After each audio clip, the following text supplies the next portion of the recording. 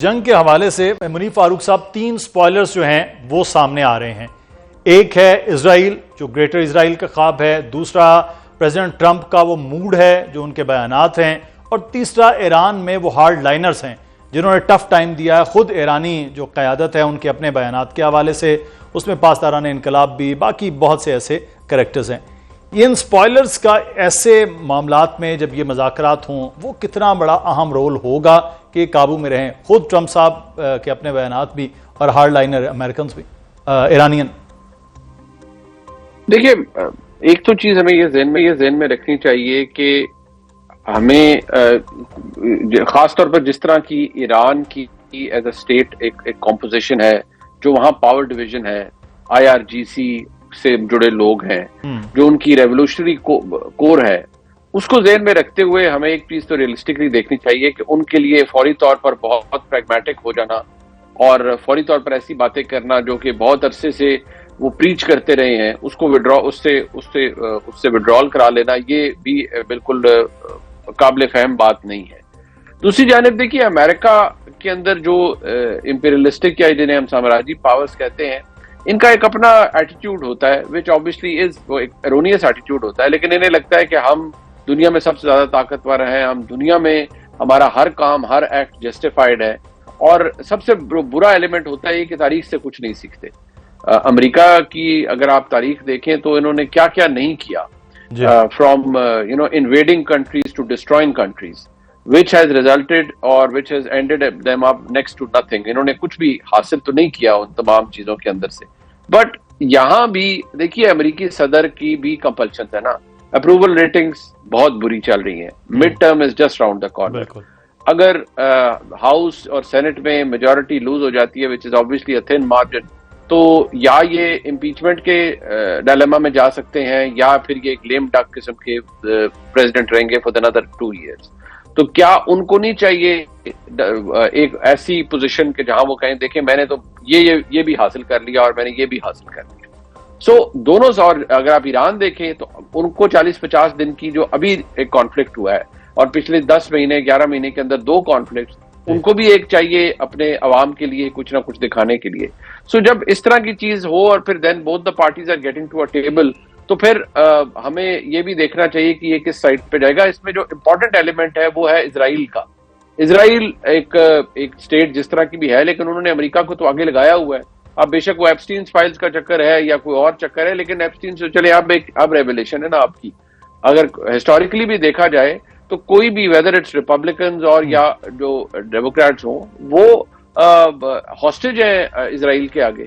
और जो इजराइल की विश लिस्ट होती है उसको वो करते हैं। आप पीछे चले जाइए तो आप इराक वॉर को देखिए, तो क्या नेतन्याहू ही नहीं था जिसने इराक वॉर के अंदर कहा था कि फलाने को खत्म कर दो तो रीजन के अंदर ठीक हो जाएगा। बट उसका भी रिजल्ट क्या निकला था। सो अब हमें एक बात प्रैक्टिकली समझनी चाहिए, और हम शायद हम सब समझते हैं, एंड ऑफ कोर्स क्योंकि सिंस मलिक साहब इज हियर और उनकी बड़ी इसके ऊपर गिरफ्त भी है, कि ये जंग जब खत्म होगी, जब ये कॉन्फ्लिक्ट इंशाल्लाह खत्म होगा, बहुत सारी नई चीजें रिवील होंगी दुनिया में ताल्लुक, खासतौर पर जो ये जो GCC कंट्रीज हैं, इनके दुनिया के साथ ताल्लुक समेत पाकिस्तान के, वो कैसे होंगे। रियल क्वेश्चन वहां लाया करता है कि वो कैसे होंगे। एग्जैक्टली। और यही मेरा सवाल कि गल्फ कंट्रीज सारे अमल के बाद कहाँ खड़े होंगे। जावेद साहब, आपका गल्फ के हवाले से खासी जो है वो सोच, अप्रोच और स्टडी है, ये GCC कंट्रीज का क्या होगा जब ये मुआहदा कामयाब हो जाता है और खुदा न खास्ता नाकाम भी होता है। जी देखिए, गल्फ कंट्रीज का जहां तक ताल्लुक है, पहले हम पाकिस्तान के पर्सपेक्टिव से देख लें। पाकिस्तान जो है वो, मेरी नज़र में पाकिस्तान की जो फॉरेन पॉलिसी का अहम तरीन सतून जो है वो गल्फ कंट्रीज से उसके जो है वो स्ट्रॉन्ग एंड जो देरपा ताल्लुकात हैं। हम जानते हैं कि सऊदी अरेबिया के साथ हमारे रूहानी, जज्बाती, इवन डिफेंस ताल्लुकात हैं। इसी तरह मुत्तहिदा अरब अमारात जो है वो हमारे लिए बहुत अहमियत का हामिल है। तमाम जो रियासतें हैं वो अहमियत की हामिल हैं। और उसके अलावा तकरीबन 5 मिलियन पाकिस्तानीज जो हैं वो इन ममालिक में रहते हैं। वो क्यों रहते हैं यहाँ पे? बिकॉज उनको वहाँ पे नजर आता है कि उनके लिए एम्प्लॉयमेंट अपॉर्चुनिटीज हैं, वो बिजनेस कर सकते हैं। और फिर ऑफ कोर्स वो जो ज़र मुबादला पाकिस्तान को भेजते हैं वो भी हमारे लिए एक लाइफ लाइन है। मैं अभी जो फाइनेंशियल सपोर्ट है या IMF की सपोर्ट है उसकी बात नहीं कर रहा। फिर जो डायरेक्ट फॉरेन इन्वेस्टमेंट होती है वो भी हम अपने जहन में रखें।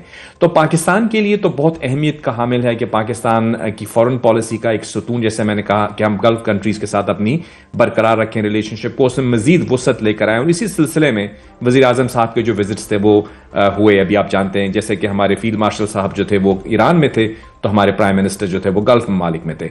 यहां पे हम देख रहे हैं कि एक नया सिक्योरिटी आर्किटेक्चर भी जन्म ले रहा है, जिसमें हम देखते हैं कि मुस्लिम ममालिक के अंदर इजिप्ट, तुर्की, सऊदी अरेबिया और पाकिस्तान जो है वो अभी इस वक्त सामने है। अभी हमने देखा एनाटालिया में जो फोरम हुआ वहां पे भी उसका इजलास हुआ, उससे पहले इस्लामाबाद में हमारा क्वाड्रिलैटरल मीटिंग हुई। मैं समझता हूं कि इस जो क्वाड इसको अभी कह रहे हैं, इसके अंदर मजीद और ममालिक भी आएंगे। इनका जो मॉडल है गल्फ ममालिक का, इनकी कोई हॉस्टाइल डिजाइन नहीं है, ये बिल्कुल भी जारहाना अज़ाइम नहीं है, बिल्कुल जंग नहीं चाहते। इनका तमाम तर फोकस जो है वो इकोनॉमिक डेवलपमेंट पे है। ये अपने मुल्क के अंदर इकोनॉमी को बढ़ाना चाहते हैं, ट्रेड इन्वेस्टमेंट को बढ़ाना चाहते हैं। इनके लिए क्या अहम है, ये चाहते हैं कि इनका मुल्क सेफ रहे, डिफेंस पोस्चर पे है ये हमेशा। और अगर इनके किसी के साथ भी एग्रीमेंट्स हैं, चाहे अमेरिका के साथ हैं या पाकिस्तान के साथ सऊदी अरेबिया का है, तो वो सिर्फ और सिर्फ डिफेंस पर्पसेस के लिए है। वो किसी के लिए किसी को वो निशाना नहीं बनाते, ना कभी उनकी नेचर में है, ना उनकी वो फिलॉसफी है। लेकिन जब उन पर हमला हुआ ईरान की तरफ से, तो ये बहुत बड़ी तशवीश थी। ये परसेप्शन तो पहले थी कि ऐसा हो सकता है, लेकिन जब ये ईरान ने किया इस तरह से, उनके सिविलियन इंफ्रास्ट्रक्चर को टारगेट किया, तो एक बहुत बड़े जो है सवाल उठे कि ईरान को अगर आप इसी तरह से छोड़ देंगे तो ये तो किसी भी वक्त हमारे पे हमला कर देगा। तो देयरफॉर एक नई डायमेंशन ऐड हुई है। जिस तरह कि आपने देखा, आबनाए Hormuz was not an issue before the war, लेकिन जंग के बाद अब वो एक सरवर्क पे आ चुकी है, बिल्कुल आपके फेस पे सबसे पहले उसकी बात होती है। इसी तरह ये जो गल्फ ममालिक का इशू था, ये भी अब एक बहुत अहमियत का हामिल है, उनको भी सिक्योरिटी चाहिए। दूसरी पॉइंट आपकी, मैं इससे हटते हुए, आपने जो कहा कि स्पॉयलर्स, एक तो ऑफ कोर्स मैं मुनीब भाई से एग्री करूंगा कि ऑफ कोर्स ईरान के हवाले से कहा जाता है, हमेशा जब हम स्पॉइलर कहते हैं तो हम इजराइल को ब्लेम करते हैं, लेकिन डेफिनेटली ईरान के अंदर भी मुख्तलिफ आ रहा है।